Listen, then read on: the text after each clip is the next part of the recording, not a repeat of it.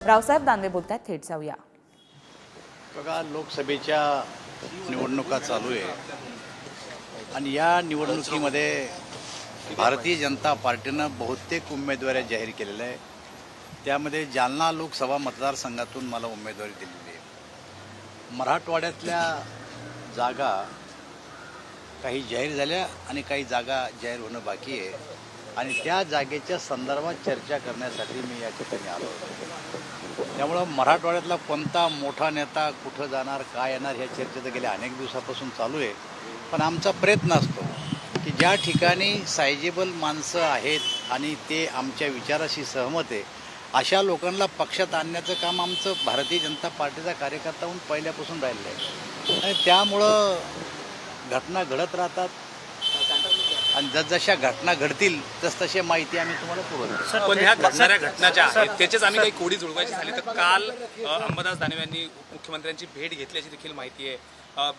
संभाजीनगरची जागा ठाकरे गटानं जाहीर केली आणि खैरेंनाच ती जागा दिली आहे. आपल्याला माहिती आहे की तुम्ही चांगले मित्र पण आहेत, जुने मित्र होतात आणि अंबादास दानवे त्या जागेवर खूप पहिल्यापासून इच्छुक होते. काही संपर्क झालाय, थेट नाव घेऊनच विचार आहे का?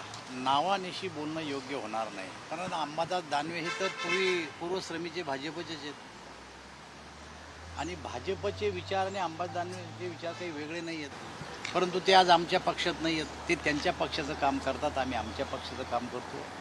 असा थेट संपर्क तर काही त्यांच्याशी आमचा झाला नाही.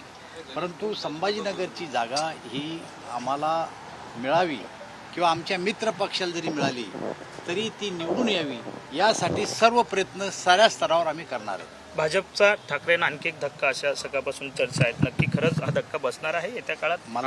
मला असं वाटतं की धक्का एक नाही, धक्क्यावर धक्के अनेक बसतील आणि शेवटचा धक्का हा 4 जूनला असेल ठाकरे गटाला. दानवे साहेब, तुम्ही इकडे म्हणताय धक्क्यावर धक्के अनेक बसतील. भाजपला अर्थात महायुतीला कुठेतरी आत्मविश्वास नाही का? महायुतीचे जे आता सोबळावर जितके नेते आहेत त्या नेत्यांच्या तयारीवर 45+ महाराष्ट्रात निवडून येतील. बघा, निवडणूक आहे, निवडणुकीमध्ये आम्ही आत्मविश्वास आम्हाला नडणार नाही याची काळजी आम्ही घेतो. साऱ्या गोष्टी निवडणुकीमध्ये कराव्या लागतात आणि त्यामुळं कोणी आमच्यात आलं म्हणजे आम्ही आत्मविश्वास गमावला असा त्याचा अर्थ कोणी काढता कामा नये. आम्हाला पूर्ण विश्वास आहे की या लोकसभेच्या निवडणुकीमध्ये महाराष्ट्रातून आम्ही 45 खासदार देणार आहे, हा आम्हाला पूर्ण विश्वास आहे.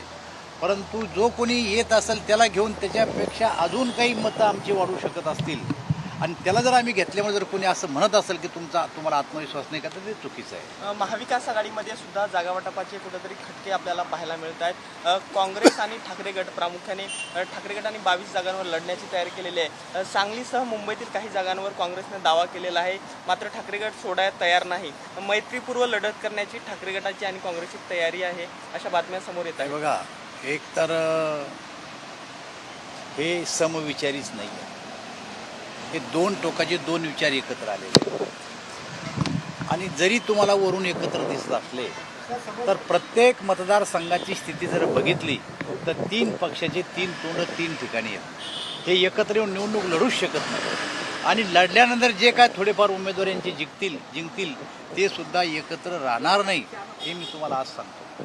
त्यामुळे त्यांच्यातला जो वाद आहे तो आज नाही आहे, तो जुनाच वाद आहे. बेरजेच्या राजकारणात संभाजीनगरमध्ये आपण कमी पडतोय असं वाटतंय का? आणि जर आपण जे नाव आत्ता घेतलं, तुम्ही नावाचा उल्लेख करत नाहीत पण आम्ही केला आहे, ते गणित जुळून आलं तर वनवे परत तिथली परिस्थिती होऊन जाईल असं बघा, आजही आमची सीट संभाजीनगरची वनवेची.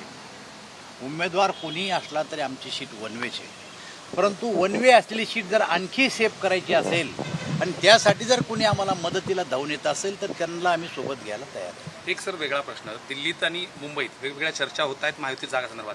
अजून काही जागा आहेत ज्या वादात म्हणण्यापेक्षा अजून त्याचा प्रश्न सुटत नाही. धाराशिव असेल, नाशिक असेल. आमच्या मते आमच्या पक्षात आमच्या NDA मध्ये जागेचा आता कुठल्याही प्रकारचा वाद राहिलेला नाही. परंतु निवडणुका अजून 1.5 महिना बाकी आहेत मराठवाड्यातल्या आणि 1.5 महिन्याची प्रक्रिया पुढं असताना 1.5 महिना अगोदर उमेदवार जाहीर नाही केले, यामधून अस्वस्थता पसरण्याचं काही कारण नाही.